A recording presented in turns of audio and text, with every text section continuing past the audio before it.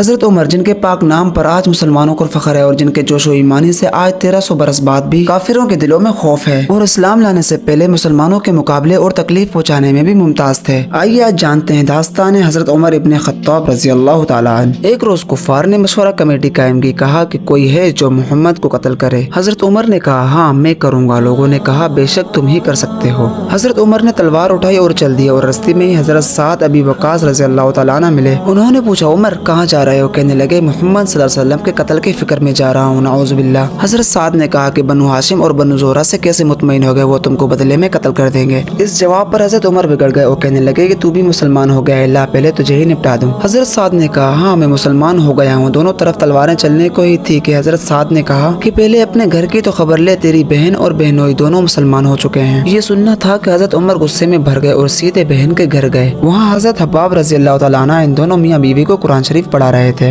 حضرت عمر جیسے ہی گھر کے اندر آئے، ان کی آواز سے حضرت حباب تو جلدی سے اندر چھپ گئے اور وہ صحیفہ بھی جلدی میں باہر ہی رہ گیا جس پر قرآنی آیات لکھی تھی۔ حضرت عمر کے ہاتھ میں کوئی چیز تھی جس کو اپنی بہن کے سر پر مارا، جس سے سر سے خون بہنے لگا اور کہا کہ اپنی جان کے دشمن تم بھی بے دین ہو گئی۔ اس کے بعد پوچھا کیا کر رہے تھے اور یہ آواز کس کی تھی؟ بہنوئی نے کہا بات چیت کر رہے تھے۔ پھر حضرت عمر نے پوچھا کیا تم نے اپنا دین چھوڑ کر دوسرا دین اختیار کر لیا؟ وہ بھی آخر عمر ہی کی بہن تھی۔ کہنے لگی کہ عمر ہم کو اس وجہ سے مارا جاتا ہے کہ ہم مسلمان ہو گئے؟ بے شک ہم مسلمان ہو گئے، جو تجھ سے ہو سکتا ہے تو کر لے۔ اس کے بعد حضرت عمر کی نگاہ اس صحیفہ پر پڑی جو جلدی میں باہر ہی رہ گیا تھا اور غصے کا جوش بھی اس مار پیٹ سے کم ہو گیا تھا اور بہن کے اس طرح خون میں بھر جانے سے شرم بھی آ رہی تھی۔ کہنے لگے اچھا مجھے دکھاؤ یہ کیا ہے؟ بہن نے کہا تو ناپاک ہے اور اسے ناپاک ہاتھ نہیں لگاتے۔ پھر حضرت عمر نے غسل کیا اور اس کو لے کر پڑھا۔ قرآن پاک کی آیات پڑھنے کے بعد کہنے لگے مجھے محمد صلی اللہ علیہ وسلم کی خدمت میں لے چلو۔ یہ الفاظ سن کر حضرت حباب اندر سے نکلے اور کہا کہ عمر تجھے خوشخبری دیتا ہوں کہ کل حضور صلی اللہ علیہ وسلم نے دعا مانگی تھی، یا اللہ عمر اور ابو جہل میں سے جو تجھے زیادہ پسند ہے اسے مسلمان کر دے، اور وہ دعا تمہارے حق میں قبول ہو گئی۔